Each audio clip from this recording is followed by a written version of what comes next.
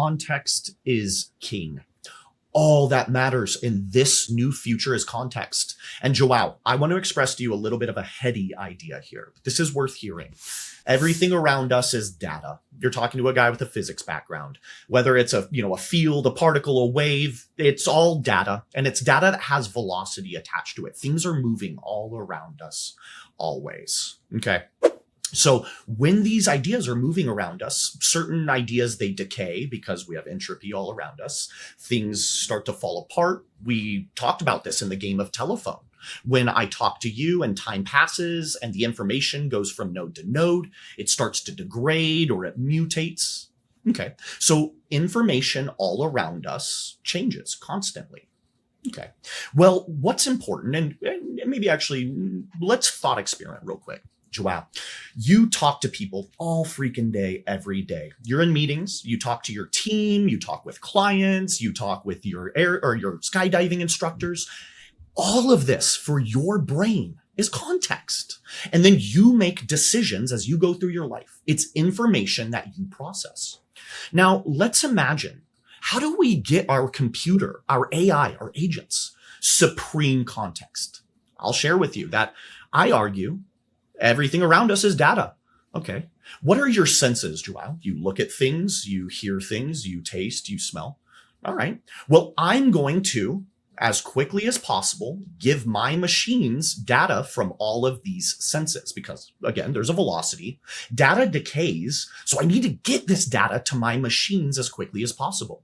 Every once in a while, every quarter or once a year, I try to reflect on the business and how we're serving and seeing if there's any gaps or any improvement areas. Excuse me. And I mapped out our entire customer journey, and we had a product, a service, a product or a service or some type of solution to a person's problem in their journey, except the idea phase. Usually someone comes to us with an idea and then we help flesh it out. So we develop it, right? But they have to have that idea first. So we kind of did that in our what we call Launch X, which is our launching program. We don't start recording episode 1, 2, or 3 until we've gone through our Launch X program, where it's a flat rate one time. You could do it. You could take it with you, or you can keep working with us. But it gets you everything that you need to develop and flesh out what your podcast is and get you launched. So we take you from got an idea for a podcast to, hey, I'm on Apple Podcasts. Artwork, trailer, music, everything developed. But what if they have like an inkling of an idea, but they don't know they need more help there? We didn't have something there, so we took what we brought in, what we have in our framework and our recipe for Launch X, and then we worked on it even more for a year to be its own standalone program. And we're like, the best way to serve this is for someone just to talk it out. Right? Like you and me. But I'm like, I can't scale talking to 500 people a year, 500 people a month to do this, but they need help. Or if someone can't afford us to launch their podcast because they're not there yet, how do we serve them? So we built this GPT. It took us a year, but we packed it with our framework, trained it with even like, the next part of the program where we operate and flesh out the episodes and plan the episodes and record the episodes, and packed it into this custom GPT. We keep updating it because OpenAI and ChatGPT gets better. But you can literally come into the GPT and say, hit begin workshop and say, hey, I have an idea about interviewing dads who are immigrants, first generation, and they have businesses and they have kids and they're trying to balance their life. That's my idea. Or I just want to talk to dads who have a business.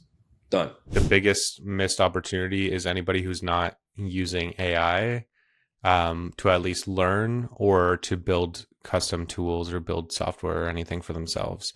So I started using Claude Code a couple months ago, maybe like 4 months ago, we'll call it, maybe 3 months ago at this point. And like the amount of stuff that I've been able to build, and I don't know anything about coding. I don't know anything about like setting up server. I don't know anything of that. I just literally asked the AI, what do I do? it tells me, here's some options, here's what I recommend. I'm like, that sounds great, cool, let's do that. And I've been able to build everything from like lead magnets, which have gotten me like 25,000 people signed up to my email list. I've been able to build software that people pay for. I've been able to like revolutionize how efficient my agency is and make the content even better that we output. So I think the biggest missed opportunity is not using AI, and specifically not using like vibe coding to create stuff.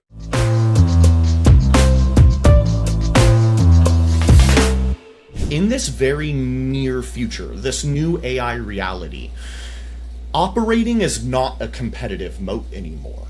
It used to be. It used to be all that mattered, in fact, that if you were an operator, you had value. Because let's think about it. You're in the village and someone's like, let's go get some deer. And they're sitting around thinking of all the plans on how to go get the deers. And then, well, there's a hunter that went out and he's walking back into town with the deer. Operators have more value than ideas guys. But in the very near future, this switch is going to flip. That operating is not your competitive moat because agents will do it for you. So what is your competitive moat? It is your creativity, but creativity does not exist in a vacuum. It is your creativity paired with your iteration tempo. How quickly can you apply your creative ideas? And so I would encourage, it's as simple as you need to sit down and just talk to the machine. Be creative, but be creative quickly. When we talk about unique content, like you can, write a bunch of like BS, quote unquote unique stuff, or even have ChatGPT or Claude or whatever write you a quote unquote unique piece of content. But what people are looking for and what Google is looking for is unique experiences, unique perspectives and outlooks. And talking about like if you've been running a business, you have case studies or you have certain situations that you've been in that are very common, and you can answer those questions based on your experience and based on what you've gone through. Well, how do you build trust now with someone that you met on the internet, someone that you want to date, right? Or someone you want, and a coworker, a boss? Like, how do you build trust now? And spend more time with them. Spend more time with them, learn about them, find common ground that you can relate to and resonate with and bond over, right? Even if it's trauma bonding, right? That's how you really build trust, and you do it over time. It's not an overnight thing. That's why I love podcasts so much, because it's not a 5-minute YouTube video. It's a 38-minute, 45-minute, an hour-long conversation, and you're a fly in the wall there. So you can leverage podcasts by, if someone finds you, they're like, I think this guy understands my problem. He might be able to help me solve this, but I don't know if I want to give him $12K, $15K, $5K, $2K, right? $500. I'm going to do my research and go listen to his podcast, all his YouTube videos. And if he has 12 episodes about how he can solve my problem, and I'm like, yes, that's exactly how I think I can solve my problem. Oh, that makes a lot of sense. Text hooks, right? Like, that makes a lot of sense. Oh yeah, we should run ads to a funnel. We should have an offer for our podcast. You build trust over time, right? Because you're late. That's why podcasts are perfect for it. Name another medium where you can spend 8 hours with someone. Usually on those discovery calls, I have the person basically Shark Tank their podcast idea to me, right? And I vet basically they're convincing me that they have a solid podcast idea. What I'm really looking for is how they're going to monetize it. If they want to monetize the podcast as the product because they think they're really interesting, or because they have access to celebrities or something, and or influencers, that's going to fail in my head automatically. I think the 3 mistakes that, if I had to iron it down to 3 mistakes, I would say that the first one is that they don't attach it to an offer. There's no back end. There's no value ladder. There's just conversations. And I think you're there, Joao, is that you could just tweak it a little bit to get there, but it can't just be conversations with interesting people, right? Or interesting topics. It needs to have a reason, and it needs to have a monetary reason at some point. Second, I would say there's no overall season strategy, which you're doing great because the season 2 has an entire strategy. And that just comes down to like random episodes are just creating random outcomes, right? So random episodes are creating random outcomes. They don't have an overall a connecting thread between all the episodes. And if they don't have a connecting thread, they don't have connecting value, and then they don't know their audience, and they're not providing anything for their audience. And then if I had to say the third mistake, it's probably getting hung up in optimizing for production instead of positioning. Like they're thinking about what microphone do I need?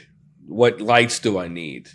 What recorder do I need? Am I going to do Zoom? Am I doing Riverside?